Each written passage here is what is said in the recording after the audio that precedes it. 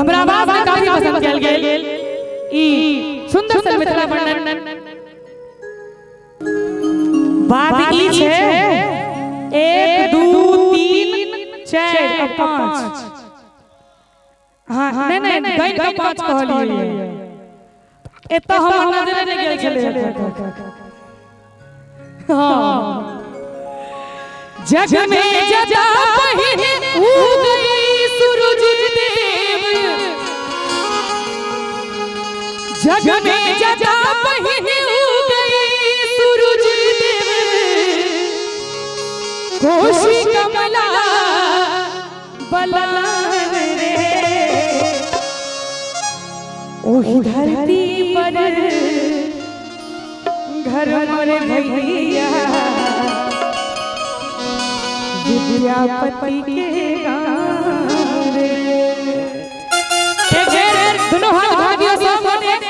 जिनका महफिल हो गर्व हो ऐसा उठे अन्यथा उठा के दोनों काज दोनों हाथ भागियों सब बने और ताली बजा के हमरा संगे ओही धरती पर देखो घर मोर भैया ओही धरती पर घर मोर भैया विद्यापति के गाँव रे ओही धरती विद्यापति के गाँव रे जग में जजा पहिने उगई सूरज देव जग में जजा पहिने उगई सूरज देव कोशी कमला बलान रे ओह धरती पर देखो घर मोर भैया ओह धरती पर घर मोर भैया विद्यापति के गाँव रे ओह धरती पर घर मोर भैया विद्यापति के गाँव रे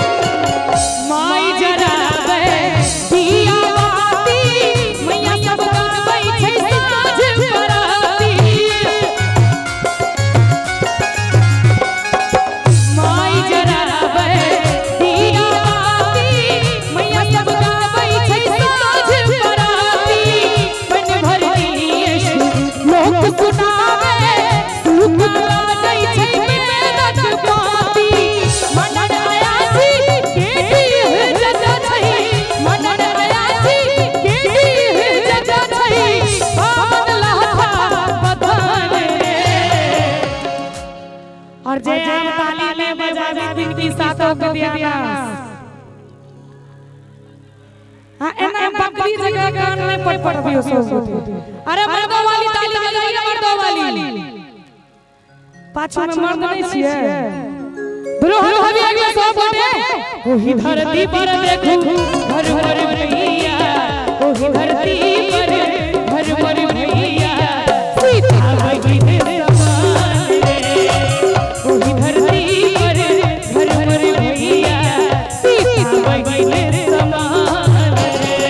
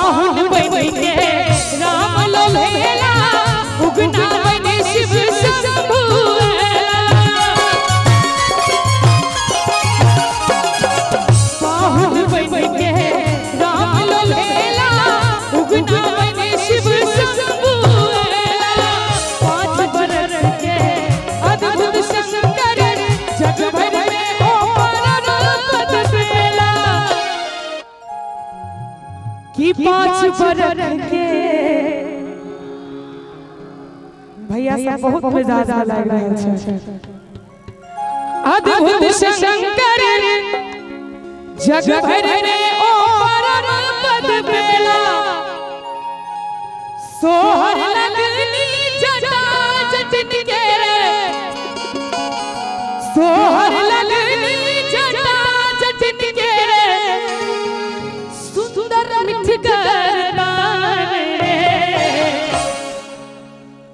ओही धरती पर देखो घर मर भैया ओही धरती पर घर मर भैया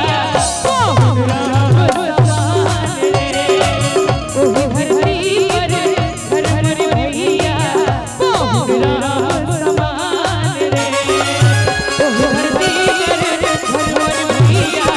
ओही समान रे ओही धरती पर घर मर भैया समान रे ओही धरती पर घर मर भैया